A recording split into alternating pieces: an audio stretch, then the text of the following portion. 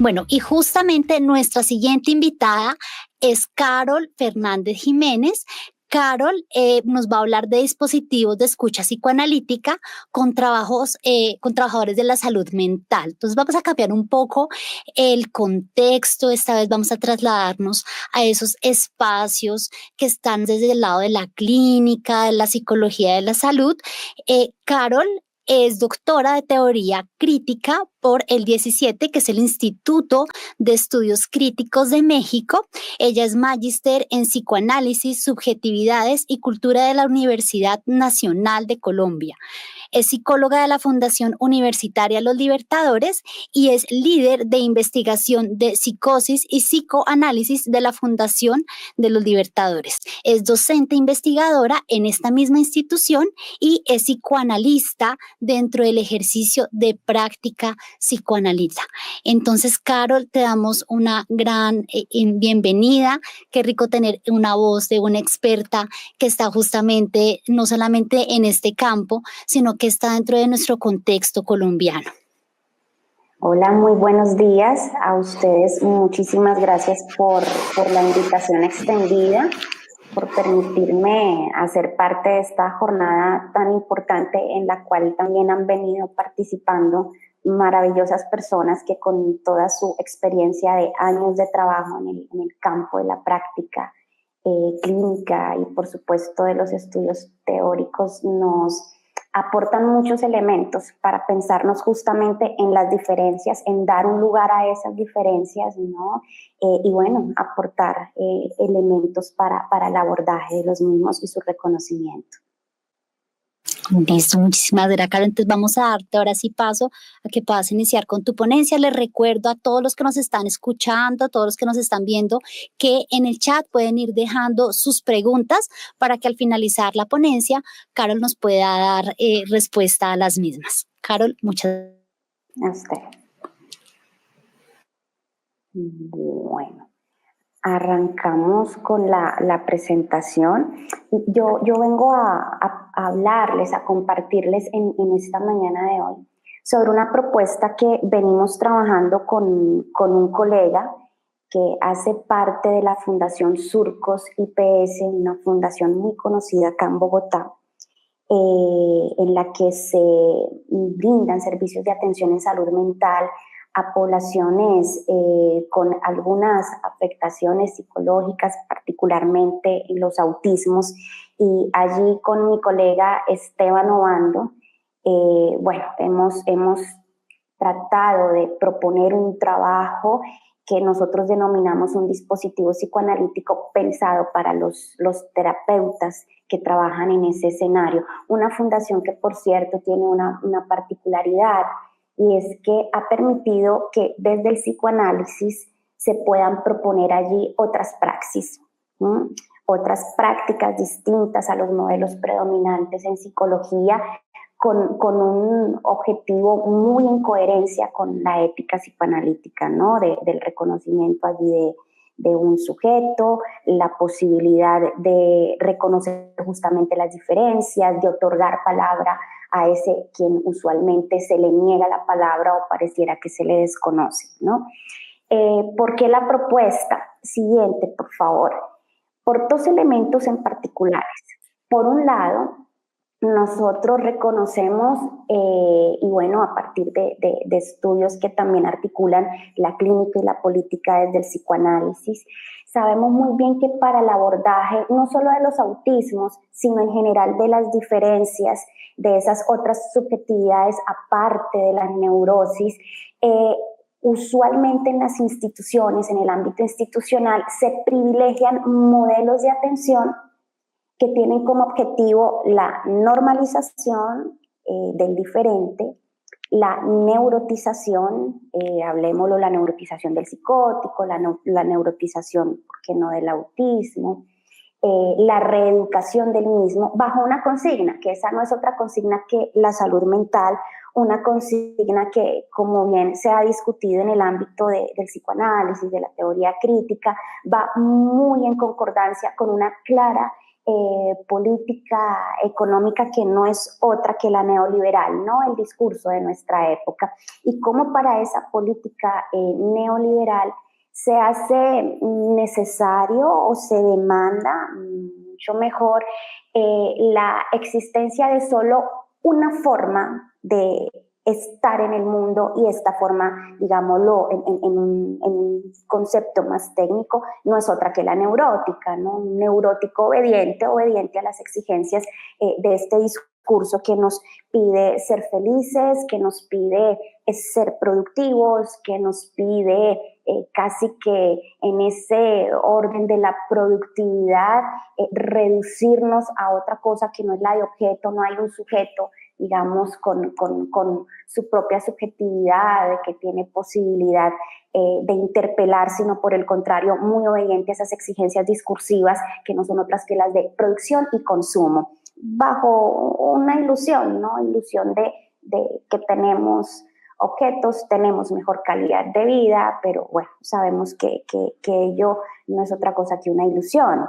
Bajo ese modelo, digamos, va a quedar inscrito o atrapada o atrapadas otras formas de existencia, ¿no? ¿Y qué va a plantearse desde la consigna de la salud mental? Bueno, apuestas de intervención. Ahí nosotros sabemos muy bien que los dispositivos sí van a ser lo suyo, psiquiatría, psicofarmacología, la misma psicología, para apostar por unos modelos de intervención que casi que le devuelvan a ese sujeto que es denominado como diferente el estatuto de normalidad, y pueda luego entonces acogerse a las demandas y consignas del discurso, ¿no?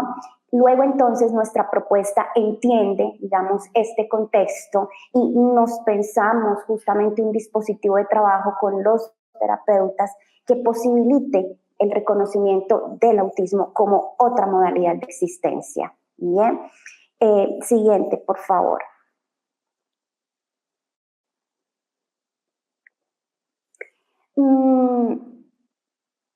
Nosotros apostamos por esa propuesta de ese dispositivo psicoanalítico con terapeutas bajo una premisa o bajo una consigna, que lo que nosotros podamos trabajar con un equipo terapéutico que día a día se enfrenta a las múltiples demandas que va a recibir de atención a los niños autistas, o a niños jóvenes, ¿no? Bajo también otros diagnósticos dados por la clínica. En esas demandas van a surgir muchísimos malestares en los terapeutas. Malestares que no son escuchados, porque es que el lugar que ellos tienen en la institución es el lugar del terapeuta, es el lugar en el que ellos deben recibir una demanda. Vamos a ver más adelante que muchas veces esa demanda va a ser confundida con el motivo inicial de consulta y dar respuesta a ella. Pero ¿quién escucha a estos terapeutas que se enfrentan con esas demandas, pero también con los desafíos que implica la atención? Voy a situarla acá específicamente, o un trabajo con las personas autistas. Hace un momento teníamos el gusto de escuchar a la doctora Viana, también a la doctora Matilde, a quienes también he tenido la maravillosa oportunidad de escucharlas en otros escenarios, escucharles toda la experiencia y bagaje que ellas tienen en este ámbito. Y bueno, ella señalaba muy bien las particularidades en términos de la atención con los niños autistas, ¿no? También las necesidades de trabajo con las familias.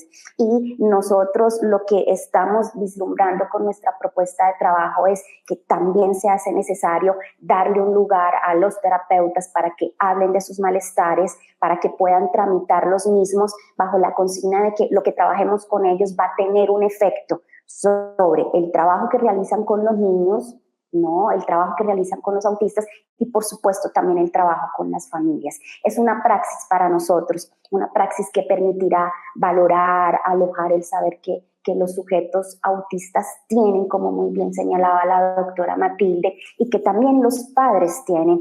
Nosotros usualmente, me voy a remitir al ámbito de la psicología y de la formación en psicología, se nos ha planteado un panorama en el cual el que tiene el saber respecto del otro es el terapeuta, ¿no? Funciona casi que como un amo, ¿no? Que ostenta un poder que no es otro que el poder del saber. pero lo que aquí nosotros reconocemos y por supuesto bajo la lógica psicoanalítica y desde perspectivas críticas es no. Hay un saber en los autistas y por supuesto hay un saber de las familias que hay que apalabrar, que hay que hablar, que hay que reconocer. Entonces, esta es nuestra propuesta de trabajo. Siguiente. ¿Por qué lo pensamos desde el dispositivo? ¿Sí? ¿Por qué hablamos de dispositivo psicoanalítico? Acá, digamos que tendríamos un espacio para un amplísimo debate, ¿no? Entre psicoanálisis puro y psicoanálisis, digamos, aplicado. Pero nuestra lectura es, con Esteban y el equipo de trabajo, cómo podemos servirnos nosotros del psicoanálisis, cómo podemos servirnos nosotros del psicoanálisis como disciplina, como método de investigación, lo va a decir Freud, ¿no? Y como una apuesta también de tratamiento, ¿no? En otro escenario, ¿no? En otro escenario que es distinto al del consultorio. Sabemos muy bien que hay todas unas herramientas fundamentales que se plantean desde el psicoanálisis en términos epistemológicos, en términos teóricos, en términos metodológicos. Entonces lo que queremos hacer y lo que nos hemos planteado es hacer ese uso del psicoanálisis en otro escenario. Y en un escenario tan difícil para el psicoanálisis como es la institución. ¿Por qué difícil? Porque allí en la institución hay, digamos, todo un discurso imperante, todo el discurso de los dispositivos, sí, término dispositivo que nosotros vamos a recoger de Michel Foucault, ¿no? Dispositivo que va más allá del discurso y en el cual existen normativas, leyes, prácticas, enunciados científicos que tejen unos modos de relación entre aquellos que están inscritos o hacen parte de ese dispositivo.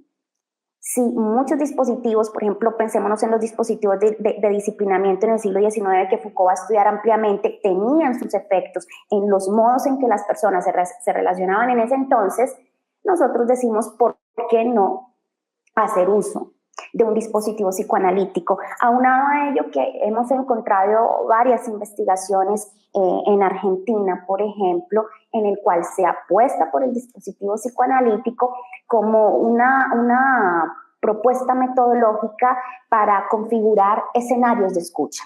¿Y qué es lo que nos interesa a nosotros acá? Bueno, construir un escenario que no sea otro que el de la escucha para los terapeutas que insisto, trabajan con los autismos y otras modalidades de existencia diferentes a las neuróticas. En ese orden de ideas, hacemos uso del término dispositivo psicoanalítico. Siguiente. Ese dispositivo psicoanalítico, vamos a recoger unos elementos que nos plantea Michel Foucault, otros elementos que nos plantea Deleuze para apostar por su construcción.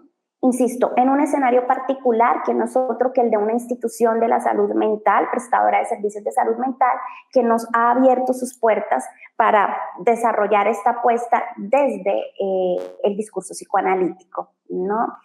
Dispositivo que tiene unas particularidades. Foucault nos va a decir que estos dispositivos tienen la posibilidad de plantear unas líneas que hacen visible lo que antes no lo era, ¿no?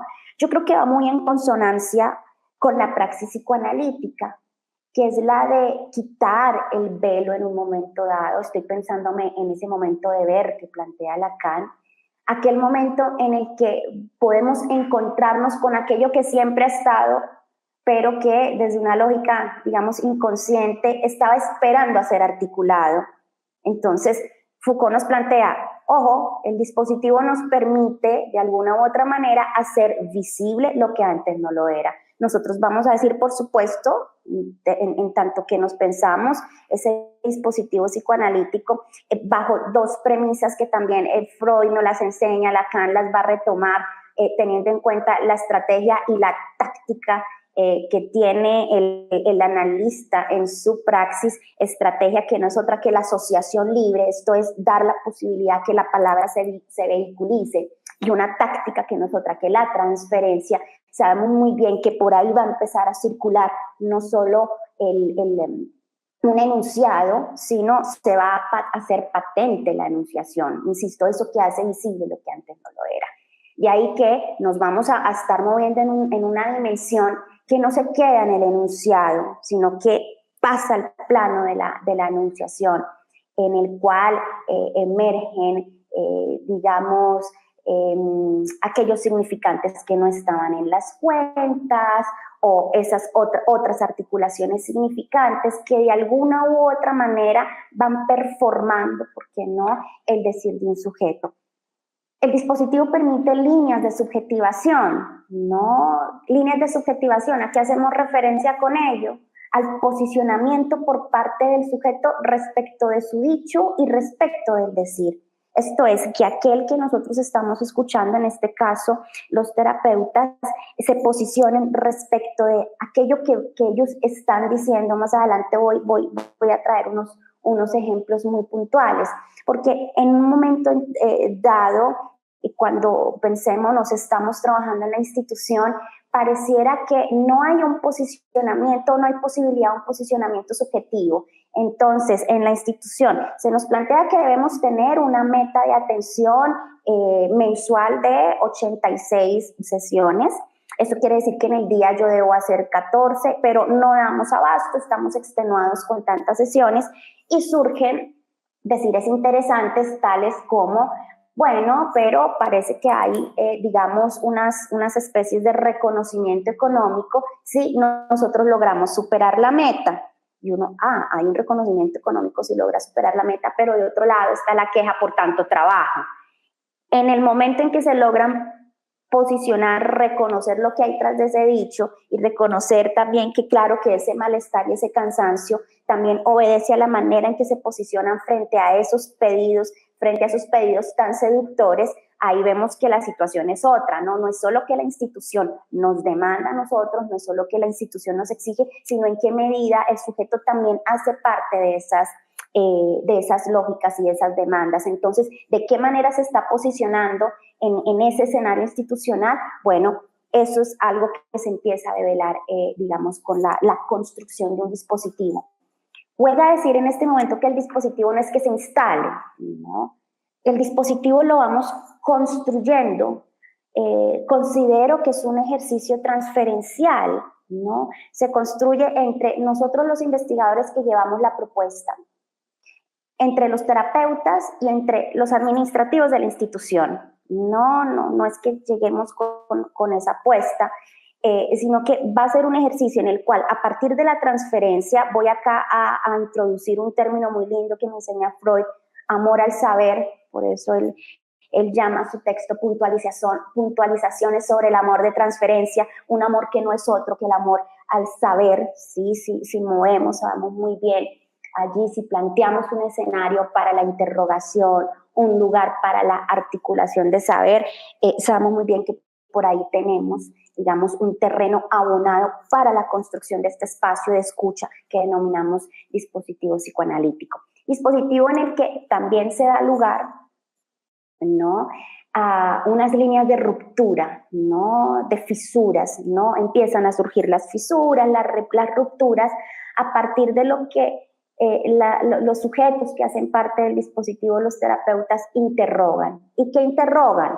Interrogan sus saberes, interrogan sus prácticas y empiezan a hablar respecto de cómo esos saberes y prácticas están instituidos o institucionalizados desde un saber muy particular, que es el de justamente el de los manuales, el de los protocolos, el de las guías de atención, o esas lógicas de saber que vienen articuladas desde unas demandas de un modelo económico particular, como decía hace un momento, no en una coyuntura, sino en una mixtura, ¿no?, en una articulación con todos los dispositivos psicológicos, y que además pueden interrogar en qué medida todas esas propuestas de intervención, todas esas propuestas prácticas que están atravesadas por esas demandas, por esos protocolos y demás, apuestan a algo en común, que es la universalización de todos, ¿no? La universalización que forcluye al sujeto, la universalización del individuo, todos iguales, todos normalizados, todos deben producir, y ahí es donde se escapa la posibilidad para la emergencia de la singularidad. Entonces, fíjense todo lo que nos permite un dispositivo psicoanalítico pensado para la escucha, en este caso, de aquellos trabajadores de la salud mental que en un escenario tan particular como esta IPS trabaja justamente con sujetos autistas y con sus familias. Siguiente, por favor. ¿Qué hallazgos encontramos nosotros en este primer momento de nuestra apuesta de trabajo investigativo? Siguiente, encontramos unas dimensiones o unos niveles. Siguiente, por favor. Que son 4. Encontramos unos hallazgos en relación con el tiempo, otros hallazgos en relación con la demanda, otros hallazgos en relación con el motivo de consulta inicial, que es muy distinto al de la demanda, y por supuesto hallazgos en lo que concierne a la transferencia, ¿no? Para nosotros el tiempo fue una dimensión fundamental que surgió en el trabajo que nosotros llevamos a cabo con ese equipo terapéutico. De entrada, importante señalar que ese equipo decide participar por una razón, no muy en particular, que la hablaré ahora que me concentré a trabajar en la demanda, que nosotros les ofrecemos un escenario de escucha. Esa fue nuestra oferta, por decir así. Vamos a ofrecer un espacio de escucha para ustedes, trabajadores de la salud mental, que parecemos se hace más que necesario, ¿no? Por todo el malestar que debe suponer el trabajar todos los días con los desafíos que implica su trabajo clínico, ¿no? Y para nosotros fue sumamente interesante encontrarnos con esta coordenada del tiempo, ¿no? Tiempo en el que se ven inmersos 3 actores, voy a usar ese término, tiempo que permea a los padres de familia, trabajadores de salud mental y los administrativos de la IPS, ¿no? Un tiempo en el que pareciera que el futuro es ese significante que insiste, y que insiste en términos de ¿qué? Una coordenada, una angustia respecto a un tiempo que pareciera que no tienen sus hijos, ¿no? Un tiempo que parece congelado o estático para sus hijos, ¿no? Tanto padres e incluso como terapeutas, ahí veíamos nosotros algo muy transferencial, se posicionan con una especie de horror al tiempo respecto, los terapeutas del trabajo que realizan con los autistas, los padres con sus propios hijos, no una angustia frente al tiempo. Y una angustia en la cual ellos ya están anticipados a una verdad, que era lo que escuchábamos con los terapeutas, una verdad construida por ellos, en la que la verdad no es otra que casi que una condena, ¿no? Para estos sujetos, ¿no? No va a haber tiempo para ellos, no va a haber un lugar para ellos. ¿Qué lugar tienen, no? Y parece que ese lugar los sigue condenando a una especie de no existencia o no lugar en el mundo, ¿no?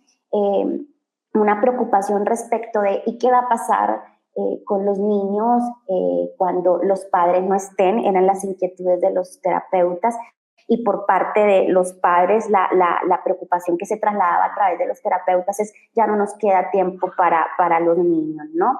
Se atisba entonces un hijo sin futuro, tanto por su condición de autista como también por la ausencia futura, insisto, de esos padres marcados por lo ineludible de la muerte. En algún momento no van a estar, ¿qué va a ser de ellos? Y para los terapeutas era lo mismo, ¿no? La misma inquietud, cosa bien interesante, ¿no? El día que estos niños no tengan a sus padres, ¿qué va a ser del futuro de ellos? ¿Sí? Y no se planteaban, digamos, inquietudes o construcciones respecto de lo que ahora se tenía con estas personas, o de lo que ellos podían también decirnos respecto de lo que acontece con ellos en este momento. Si para los padres y los terapeutas Digamos, el tiempo es algo coyuntural, también lo es para los equipos administrativos de la fundación, y lo es en términos se tiene que presentar una evolución, un informe de trabajo clínico en un tiempo muy específico, porque si no se cumple con esto administrativo a tiempo, entonces se pone, digamos, en juego o se complican bastante los aspectos del pago por la labor que realizan los terapeutas. Entonces, casi que para los administrativos encontramos más bien una noción de dinero, no de tiempo, perdón, en función del dinero, de tiempo, digamos, en función de lo económico. Pero en todas estas preocupaciones en relación con el tiempo, ¿no? Unos sujetos sin tiempo, no inscritos en el tiempo, sumado a los tiempos de familias y terapeutas que también se ven algo así como expropiados de su propio tiempo, no tenemos tiempo para nosotros, el tiempo se va en los trámites administrativos, en las citas médicas, que supone un malestar para, insisto, terapeutas, familias y los mismos administrativos. Nosotros nos preguntábamos con Esteban, ¿y qué tiempo para el autista? ¿No? ¿Y qué tiempo para ellos? ¿No? Y nos encontramos con que aquí el tiempo como significante del sujeto autista reta y descoloca la temporalidad de quien lo rodea. Reta y descoloca la temporalidad del terapeuta, la temporalidad del administrativo, la temporalidad de la familia, ¿no? Y si no hay un tiempo para los autistas, pues el tiempo se ve también menoscabado para estos otros que le rodean, ¿no? Vemos que el tiempo del autista, y anotábamos nosotros, agujerea los relojes que contabilizan las vivencias y lanzándose a un modo muy particular de vivir sin historizarse, que es lo que encontrábamos nosotros con los autistas, ¿no? Y nos preguntamos si será que esta ausencia de memoria temporal es aquello que paraliza a quien pretende normalizar al sujeto autista, ¿no? Incluso también a la familia. ¿Por qué lo paraliza? Porque es que aquí el tiempo no funciona como están las cuentas del mundo neurótico, ¿no? No funciona pasado, presente, futuro, no es un tiempo cronológico, bien se menciona desde el psicoanálisis, Freud en sus primeros trabajos sobre el trauma, ya nos habla, ojo, que el tiempo no es cronológico, el tiempo es lógico, es otro tiempo, es el de la inscripción de significantes, de la sincronicidad de los significantes, no es ese tiempo de pasado, presente, futuro en el que nos vemos inscritos los neuróticos o en el que se inscribe el mundo neurótico, es otro, ¿no? Entonces, ¿qué pasa aquí con el tiempo de ellos, no? Y esa es un interrogante que nosotros trasladamos justamente a los terapeutas para pensar o interpelar esa praxis que se rige por el cumplimiento de unos objetivos terapéuticos en función de un tiempo y unas metas, tiempos y metas que por supuesto se ven interrogadas justamente por los sujetos autistas que no van a operar en función de ese tiempo, ¿no? Y cómo ese tiempo que interpela al tiempo neurótico, llamémoslo así, es el que plantea esas fisuras o confrontaciones entre terapeutas, juntas médicas, terapeutas administrativos. Entonces es interesante poder analizar esta dimensión de tiempo y allí introducir, por supuesto, toda una perspectiva respecto de otro tiempo que nos enseñan los autistas, otro tiempo que el autismo enseña justamente a los terapeutas, a las familias, incluso a los equipos administrativos. A mí me parece algo maravilloso poder encontrar en qué medida las diferencias, esos otros modos de existencia interrogan los saberes instituidos y esa seguridad, esa certeza que respecto de lo humano y el psiquismo ostentan los discursos imperantes, ¿no? En este caso la psiquiatría tradicional, la psicología tradicional. Interesantísimo cómo desde la diferencia se interrogan ponen en juego, si se plantean esas fisuras, ¿no? A esos saberes, insisto, instituidos. Siguiente, por favor. Otro elemento que nosotros encontrábamos en el trabajo con los terapeutas y que ellos lo logran articular es que una cosa es el motivo inicial de consulta y otra cosa la demanda de trabajo. Motivo inicial de consulta, y ellos logran apalabrarlo, ¿no? Que se confunde con la demanda de tratamiento. ¿Qué pudimos trabajar con ellos? O más bien, ¿qué se construyó con ellos o qué construyeron ellos? Que necesariamente el motivo de consulta inicial con el cual llegan los padres a la institución es un motivo que está inscrito en una dimensión consciente y en tanto que inscrita en la dimensión consciente, llega bajo la perspectiva de pedir algo que resuelva una situación muy específica o muy particular, ¿no? Ese es el motivo, digamos, inicial de consulta. Mi hijo parece que es hiperactivo o mi hijo parece que tiene este diagnóstico, entonces necesitamos que trabajen para que el síntoma que allí se está evidenciando y que molesta a una institución como la escolar, por ejemplo, pierda su lugar, se diluya, ¿no? Pero ese es el motivo inicial de consulta, que pasa por una dimensión consciente, pero otra muy distinta tiene que ver con la demanda, ¿no? La demanda sabemos muy bien que está articulada en el campo de lo inconsciente. El Lacan va a ser maravilloso, por allá a mí me encanta mucho el grafo del deseo, cuando nos lleva a plantear la diferencia entre la dimensión de la necesidad, demanda y deseo, y cuando trabaja sobre la demanda va a decir es que lo que se demanda siempre es demanda de otra cosa. Siempre es demanda de otra cosa que está, digamos, articulada por el desplazamiento, justamente por el deseo, ¿no? Y encuentran ellos cómo es interesante ver que en el lugar de la demanda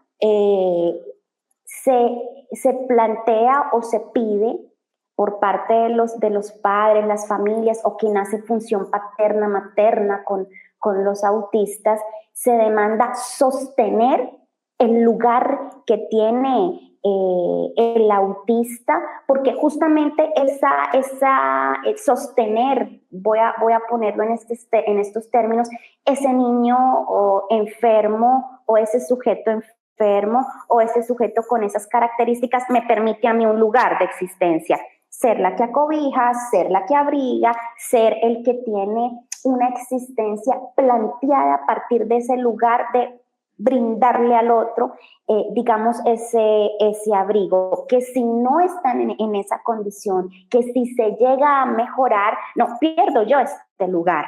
Entonces, encontrarse con que en el motivo inicial de consulta, esto es en términos de lo consciente, se plantea cure o elimine este síntoma, en términos de lo inconsciente, lo que se demanda es otra cosa. Sosténganos esta dinámica porque así pareciera que nosotros funcionamos. Entonces es interesante cómo los terapeutas empiezan a notar o a encontrar esas particularidades del trabajo clínico, esas viñetas, esas experiencias en las cuales ellos logran decir, claro, una cosa muy distinta es la demanda, lo que nos piden en términos de lo inconsciente, y otra muy distinta, el motivo inicial de consulta. Bien, miremoslo en la siguiente presentación, por favor, siguiente. En lo que apunto unos elementos esenciales en lo que respecta a la demanda, por favor, para ir cerrando. Siguiente. Siguiente, por favor. Listo. Respecto de la demanda, que encontraban ellos, ¿no? Varios elementos que voy a resumir en breve. Por un lado, reconocer lo que demanda el niño, poder darle un lugar a lo que el autista pudiese estar demandando, pudiese estar pidiendo y alojarlo de alguna u otra manera, ¿no?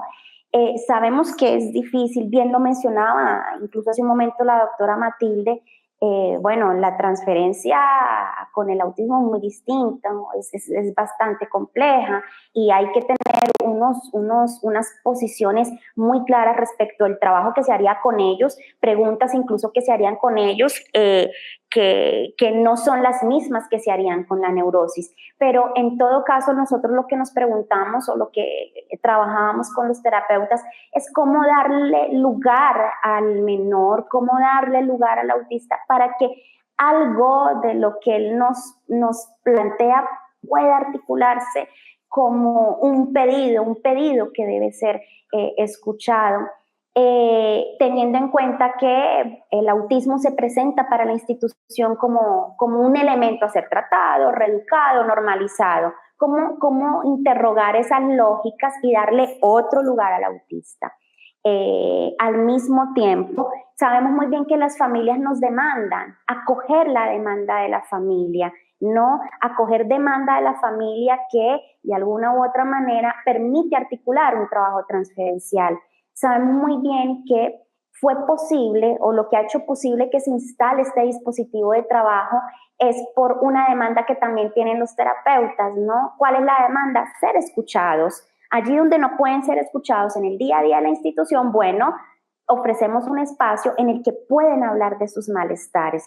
Fue interesante ver, y a modo de viñeta lo menciono, como un acto fallido que el equipo terapéutico que trabajó, que hizo parte de la investigación, fue el que dio lugar a la apertura de este dispositivo psicoanalítico. Ellos en el primer encuentro que tuvimos pensaban que se trataba de un trabajo de asesoría de casos, ¿no? Y llevaron casi que organizado un caso para presentarlo. Cuando les cedemos la palabra, los escuchamos, dicen, es que no hay nada montado. O sea, montamos un caso, pero finalmente al presentarlo nos damos cuenta que no hay nada montado. Y a partir de ese acto fallido en el que iban a llevar su presentación montada, finalmente no la presentan, se abrió ese escenario para decir, bueno, pero es que respecto al autismo no hay nada montado, y si no hay nada montado, ¿cómo es nuestro lugar allí? ¿No? Fue ese, entre otros aspectos, los que dieron posibilidad a que surgiera esa demanda que nosotras de un querer saber respecto de qué lugar ocupan ellos, terapeutas, en ese trabajo tan complejo que es con los autismos. Para finalizar y dar paso a la discusión con el público, sabemos muy bien la importancia de la transferencia para esta construcción del dispositivo, ¿no? Transferencia porque se les permitió un lugar en el que hablaran de sus imposibilidades reales, simbólicas e imaginarias respecto de la salud mental y el trabajo con la salud mental. Al poder hablar de ello, abrir un espacio, un agujero en el saber que plantea un enigma. ¿Y quién no quiere saber sobre un enigma? Un enigma respecto del autismo, un enigma respecto de su trabajo, un enigma respecto de sus imposibilidades. Este trabajo que realizamos con ellos, siguiente por favor, ya para finalizar, cierro con esta. Este trabajo realizado con ellos se ha sostenido ya por un espacio de 2 años y encontramos algo muy interesante. Primero, el pedido de que este dispositivo se sostenga para el año siguiente, a lo cual dijimos sí. Pero también el pedido de las familias que se enteraron de este trabajo con los terapeutas y nos han dicho, nosotros también necesitamos de este espacio de escucha. Espacio que arrancó hace 6 meses y en el cual al día de hoy nos dicen las familias, hacen parte más o menos de este espacio, 8 madres nos dicen, necesitamos que se sostenga para el otro año porque necesitamos de un escenario en el que nosotros podamos hablar y podamos decir de nuestro malestar. Entonces, digamos que estos son los efectos de un trabajo con los terapeutas que en este momento ha tenido trascendencia con las familias y sigue nuestra apuesta de sostener ahora este dispositivo construido con ellos para interrogar, insisto, las prácticas instituidas, institucionalizadas con los autismos y otras modalidades de existencia y poder interpelar, interrogar y plantearnos desde el psicoanálisis otras apuestas que sean mucho más solidarias con el sujeto, un sujeto de lo inconsciente y otras modalidades de existencia. Dejo por ahí para dar espacio a las preguntas. Muchísimas gracias.